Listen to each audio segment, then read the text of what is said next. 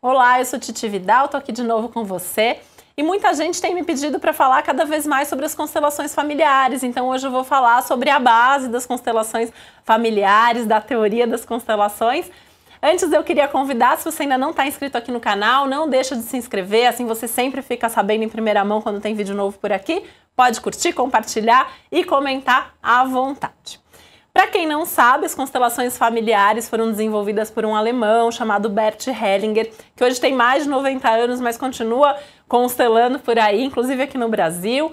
E hoje em dia a gente tem várias outras formas de constelar que também são derivadas aí das constelações originais do Bert Hellinger. Tem muitas formações legais por aí, eu dou uma formação de constelação super legal, quem quiser mais informações pode ter lá no meu site www.titividal.com.br. No meu site você também encontra mais explicações sobre exatamente o que é a constelação familiar e fica sabendo um pouquinho mais sobre o assunto. A constelação familiar, ela se baseia principalmente no que o Bert Hellinger chama de as ordens do amor, que são como que 3 regrinhas básicas que para ele, quando elas são desobedecidas dentro de um sistema, que é um grupo, né, e o mais impactante na nossa vida, o que mais influencia é a nossa família, por isso que chama constelação familiar. A ideia é que quando uma dessas ordens ou regras é desrespeitada, outras pessoas ali do sistema vão sentir esse reflexo, vão sentir esses impactos, e isso muitas gerações mais adiante. Ele falava no começo em 8 gerações, hoje em dia ele fala em 21 gerações, ou seja, é gente pra caramba. Mas o que a gente vê é que de alguma maneira a gente acaba mesmo compensando ou repetindo coisas dos nossos antepassados, e nas constelações familiares isso fica muito claro. Na prática, a constelação familiar, ela é como um ritual, ela pode ser feita em grupo, pode ser feita individualmente. Eu já tenho um vídeo aqui no canal explicando um pouquinho como funciona, no meu site também tem mais a respeito. E o que eu vou trazer aqui para vocês hoje, então, é o que são essas 3 ordens do amor.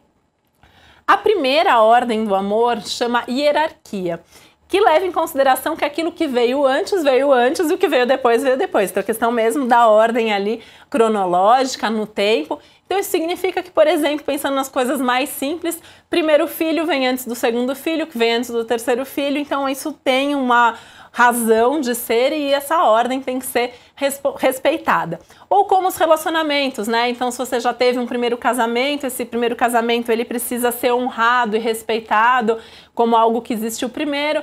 O segundo casamento ele veio depois, ele tem uma importância maior pro presente, mas a gente sempre tem que levar em consideração o que aconteceu antes. Ou no caso de uma família, a questão do amor entre os pais vem antes do filho, então essa relação tem que ser levada em consideração como algo que veio antes, e assim por diante. A hierarquia também pressupõe a ideia de papéis, então, ou lugares no sistema.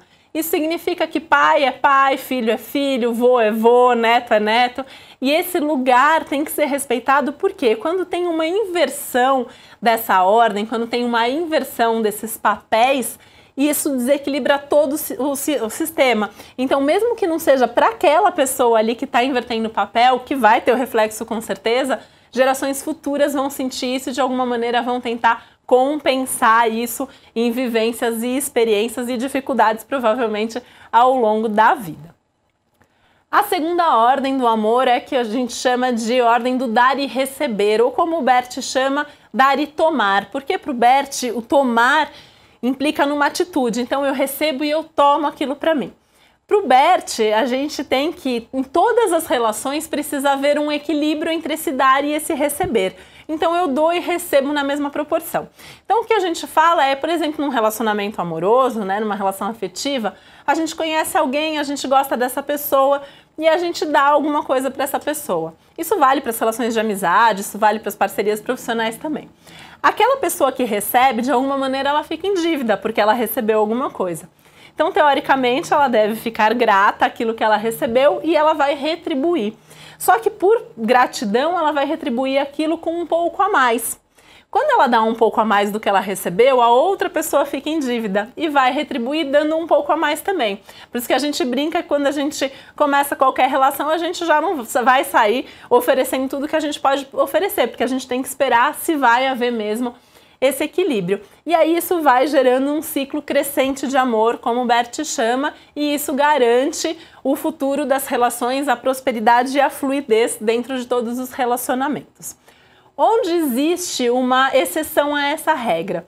Na relação entre pais e filhos, porque se pressupõe que os pais são doadores e os filhos são receptores. Então isso significa que os pais dão e os filhos recebem. E quando isso não acontece, isso desequilibra todo o sistema. Então, às vezes, o filho que é quem vai dar, o filho que vai compensar de alguma maneira, ou o filho se sente culpado porque recebe, enfim. Aí tem uma série de outras coisas que a gente pode falar sobre isso em algum outro vídeo. Tem alguns textos também no meu site a respeito.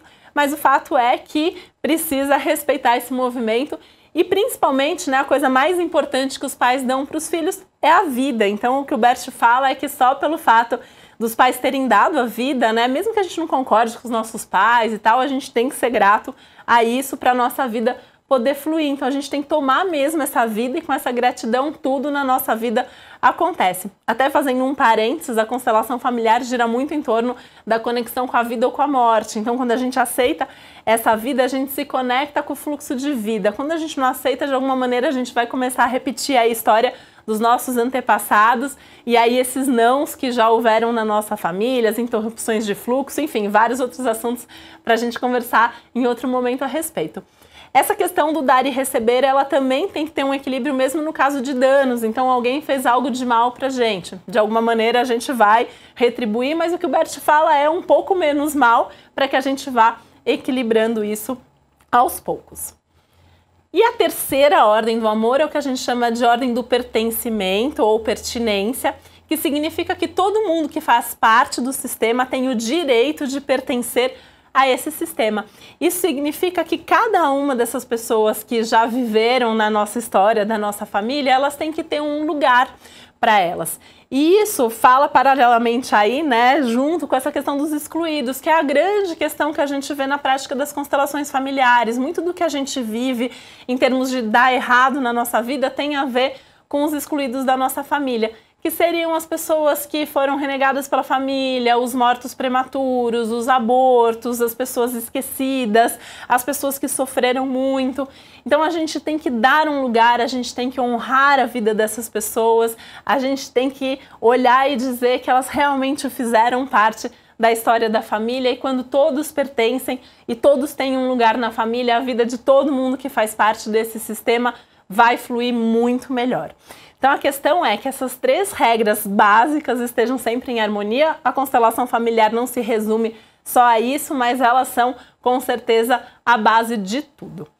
Se você quiser saber um pouco mais sobre constelação familiar, como eu já falei, tem vários textos no meu site, www.titividal.com.br. Você também pode me escrever se você quiser fazer uma constelação familiar. Eu te explico tudo direitinho, como é em grupo, como é individual, mas vale muito a pena conhecer esse trabalho, não só para constelar, mas também como uma filosofia de vida, porque a gente aprende a respeitar cada uma dessas ordens em todas as nossas relações e com isso a nossa vida flui muito melhor. E se você gostou desse vídeo, não esquece de curtir, compartilhar, comentar, me conta se você já conhece a constelação, se você já fez alguma vez na vida, tá bom? E eu te espero sempre por aqui. Um beijo e até a próxima!